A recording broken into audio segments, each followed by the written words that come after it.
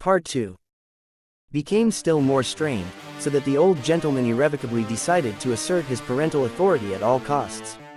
That led me to adopt an attitude of circumspect silence, but I put my threat into execution. I thought that, once it became clear to my father that I was making no progress at the REALSCHULE, for weal or for woe, he would be forced to allow me to follow the happy career I had dreamed of.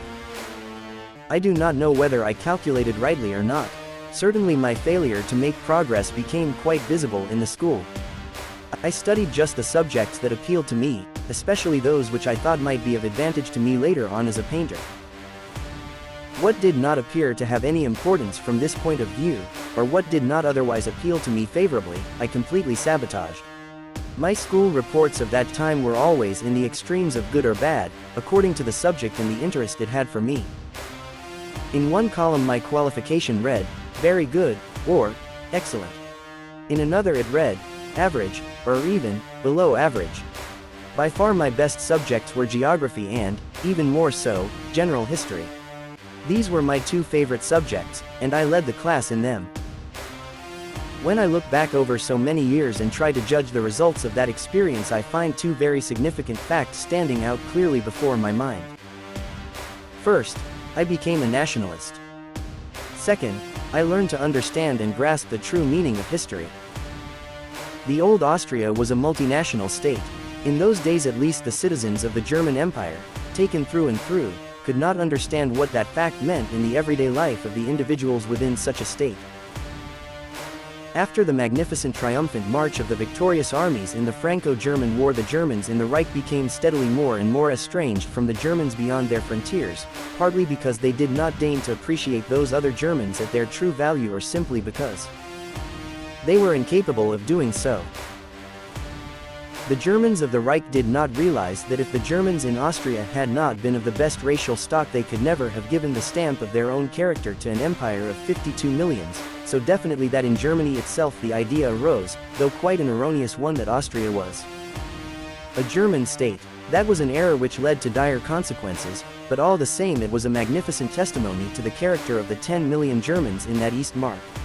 Note 3. Only very few of the Germans in the Reich itself had an idea of the bitter struggle which those Eastern Germans had to carry on daily for the preservation of their German language, their German schools and their German character. Only today, when a tragic fate has torn several millions of our kinsfolk away from the Reich and has forced them to live under the rule of the stranger, dreaming of that common fatherland towards which all their yearnings are directed and struggling to uphold at least the sacred right of using their mother tongue, only now have the wider circles of the German population come to realize what it means to have to fight for the traditions of one's race.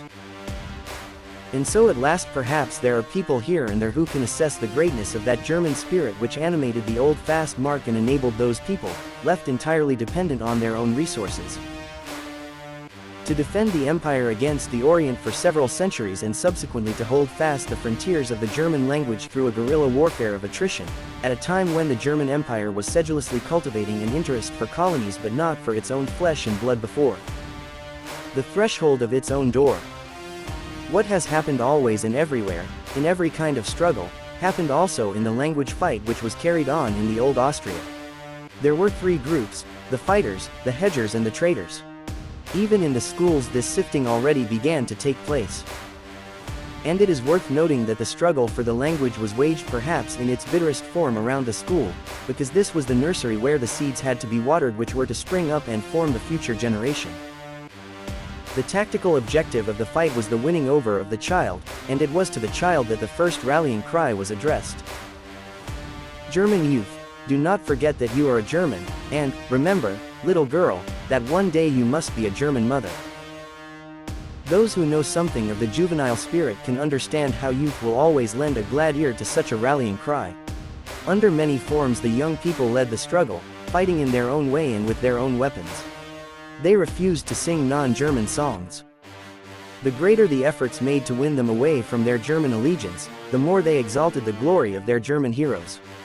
They stinted themselves in buying things to eat, so that they might spare their pennies to help the war chest of their elders. They were incredibly alert in the significance of what the non-German teachers said, and they contradicted in unison. They wore the forbidden emblems of their own kinsfolk and were happy when penalized for doing so, or even physically punished. In miniature, they were mirrors of loyalty from which the older people might learn a lesson.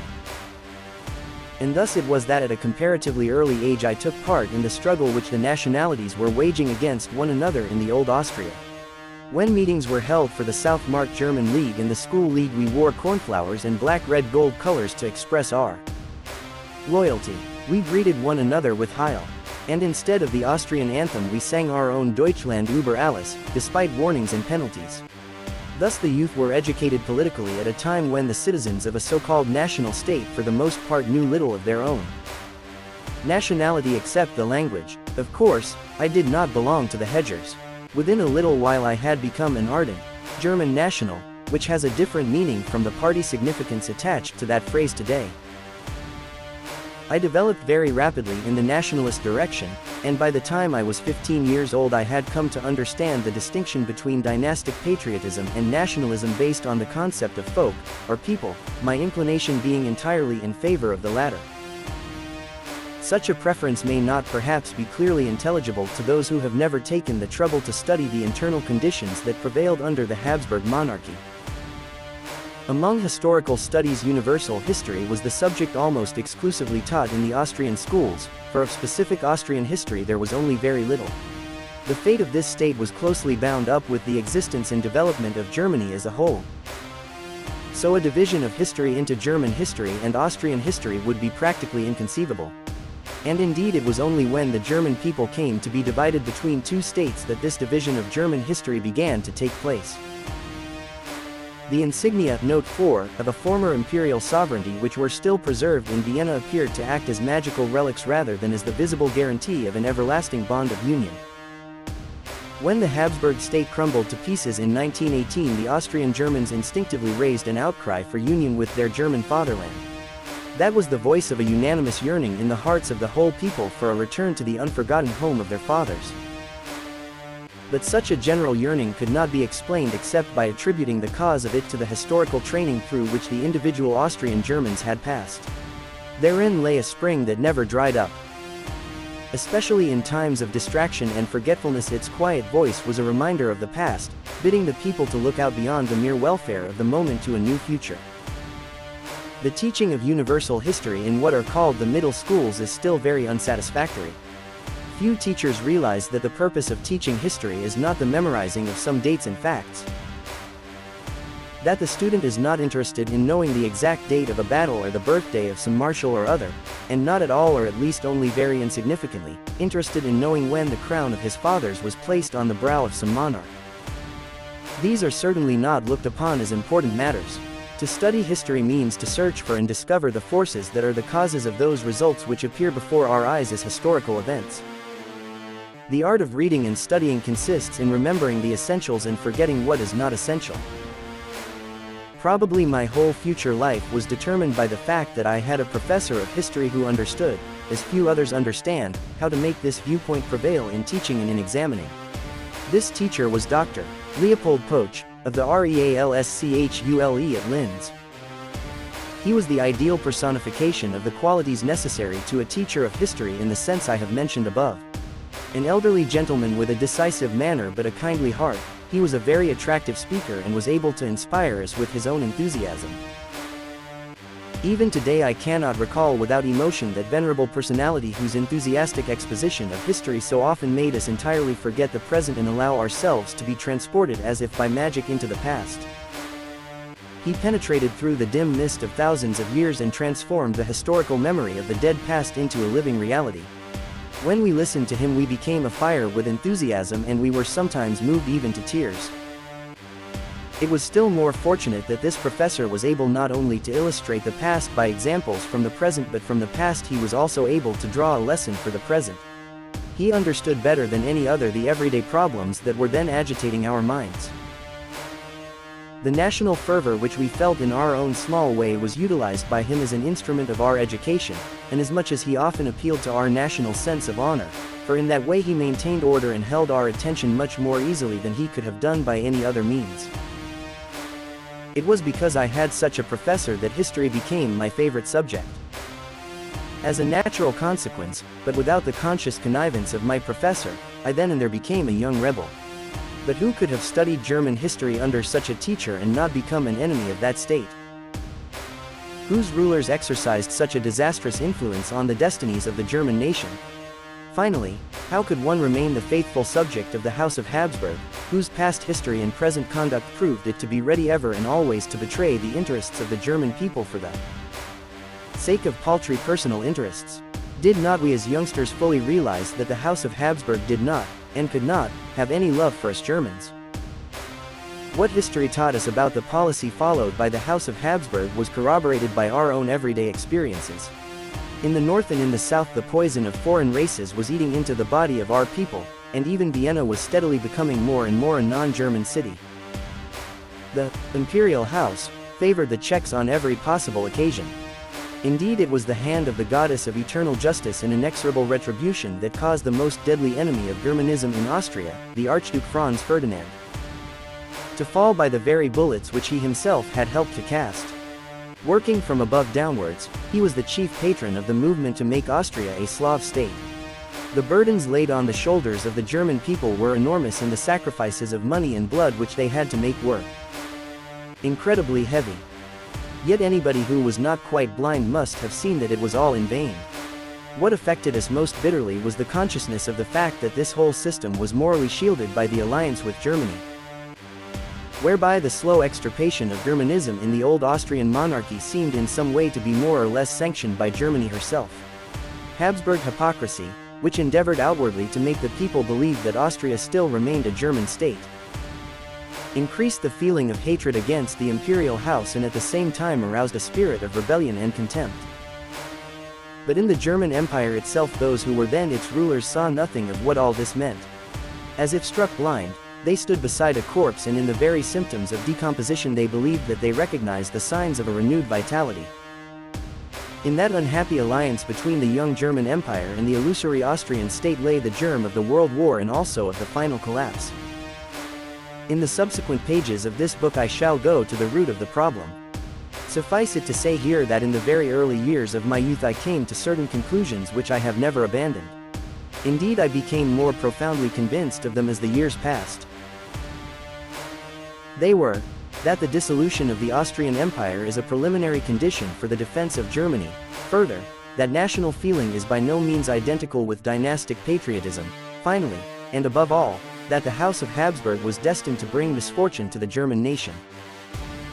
As a logical consequence of these convictions, there arose in me a feeling of intense love for my German-Austrian home and a profound hatred for the Austrian state. That kind of historical thinking which was developed in me through my study of history at school never left me afterwards. World history became more and more an inexhaustible source for the understanding of contemporary historical events, which means politics. Therefore I will not learn politics but let politics teach me. A precocious revolutionary in politics, I was no less a precocious revolutionary in art. At that time the provincial capital of Upper Austria had a theater which, relatively speaking, was not bad. Almost everything was played there. When I was 12 years old I saw William Tell performed. That was my first experience of the theater. Some months later I attended a performance of Lohengrin, the first opera I had ever heard. I was fascinated at once. My youthful enthusiasm for the Bayreuth master knew no limits. Again and again I was drawn to hear his operas, and today I consider it a great piece of luck that these modest productions in the little provincial city prepared the way and made it possible for me to appreciate the better productions later on.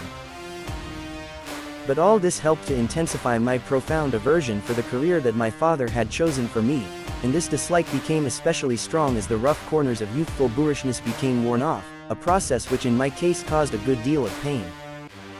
I became more and more convinced that I should never be happy as a state official. And now that the REALSCHULE had recognized and acknowledged my aptitude for drawing, my own resolution became all the stronger. Imprecations and threats had no longer any chance of changing it. I wanted to become a painter, and no power in the world could force me to become a civil servant. The only peculiar feature of the situation now was that as I grew bigger I became more and more interested in architecture. I considered this fact as a natural development of my flair for painting, and I rejoiced inwardly that the sphere of my artistic interests was thus enlarged. I had no notion that one day it would have to be otherwise. The question of my career was decided much sooner than I could have expected. When I was in my 13th year, my father was suddenly taken from us. He was still in robust health when a stroke of apoplexy painlessly ended his earthly wanderings and left us all deeply bereaved. His most ardent longing was to be able to help his son to advance in a career and thus save me from the harsh ordeal that he himself had to go through. But it appeared to him then as if that longing were all in vain. And yet, though he himself was not conscious of it, he had sown the seeds of a future which neither of us foresaw at that time. At first nothing changed outwardly. My mother felt it her duty to continue my education in accordance with my father's wishes, which meant that she would have me study for the civil service. For my own part, one was even more firmly determined than ever before that under no circumstances would I become an official of the state. The curriculum and teaching methods followed in the middle school were so far removed from my ideals that I became profoundly indifferent. Illness suddenly came to my assistance. Within a few weeks it decided my future and put an end to the long-standing family conflict. My lungs became so seriously affected that the doctor advised my mother very strongly not under any circumstances to allow me to take up a career which would necessitate working in an office. He ordered that I should give up attendance at the Realschule for a year at least. What I had secretly desired for such a long time, and had persistently fought for, now became a reality almost at one stroke. Influenced by my illness, my mother agreed that I should leave the REALSCHULE and attend the academy.